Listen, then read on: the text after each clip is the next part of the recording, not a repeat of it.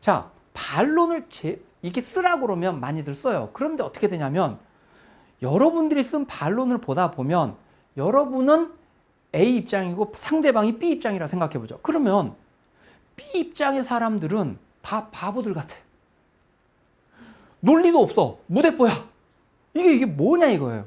그러니까 누가 봐도 어떻게 저런 터무니없는 주장을 내세우지? 라는 생각이 들게끔 B의 입장, 반론을 정리하는 경우들이 절대 다수입니다. 자, 이렇게 되면 나와 다른 입장을 가진 B의 입장에 있는 사람들이 그 글을 읽고 기분이 좋겠습니까?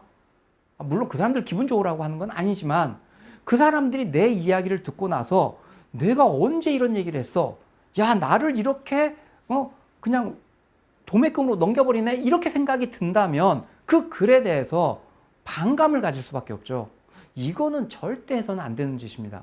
또 중간자가 봐도 에이, 쟤네들이 그렇게 이야기한 건 아닌데 이건 좀 너무 심하다 이런 느낌이 든다면 그래가지고 어떻게 누군가를 설득합니까? 이미 나하고 같은 입장이라면 그 사람은 내가 어떤 얘기를 하든 넓게 받아들여 줄 거예요. 그러나 결국 내가 설득한다는 것은 나와 입장이 다르거나 또는 입장이 없는 사람들을 설득하려는 거 아닙니까?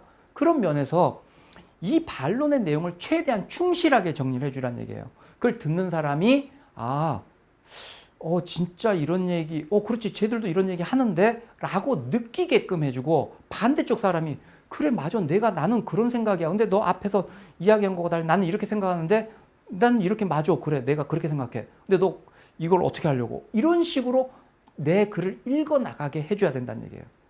아시겠죠? 그랬을 때 그걸 재반박을 제대로만 해낸다면 그러면 훨씬 더 설득력이 높아지는 거죠.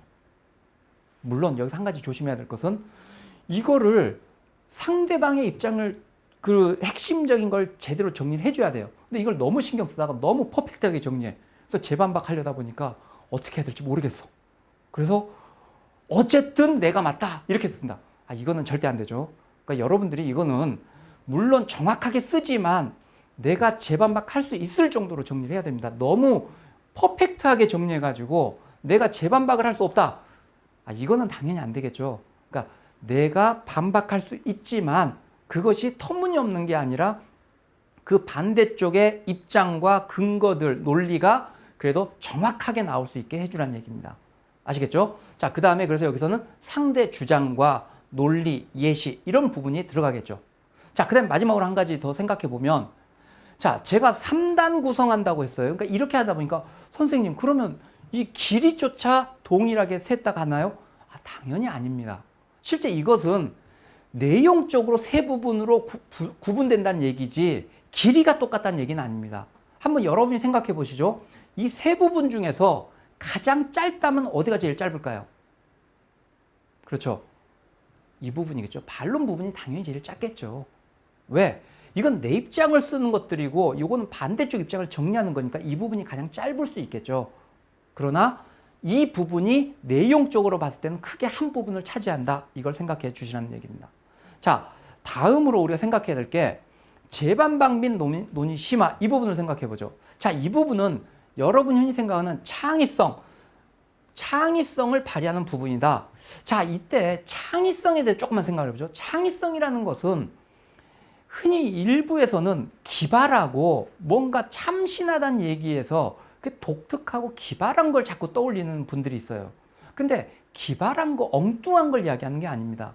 그 주제에 대한 깊이 있는 이해를 통해서 논의를 심화시켜낼 수 있을 때 그것이 창의적이다라고 이야기를 하는 겁니다. 그걸 충분히 알고 있어.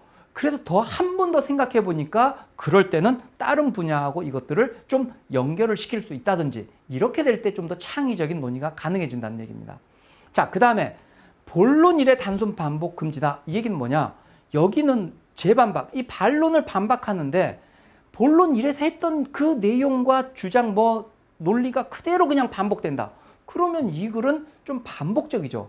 그러니까 그게 아니라 창의성 발휘. 이 얘기는 뭐냐? 그 주제나 쟁점에 대해서 내 이해가 더 심화되고 그래서 더 심도 있는 논의가 전개돼야 된다. 더 본질적으로 더 깊이 있게 따지고 들어가서 그 더 원리적으로 이게 맞다는 거를 내 입장이 맞다는 걸 밝혀주는 게 돼야 된다는 얘기입니다.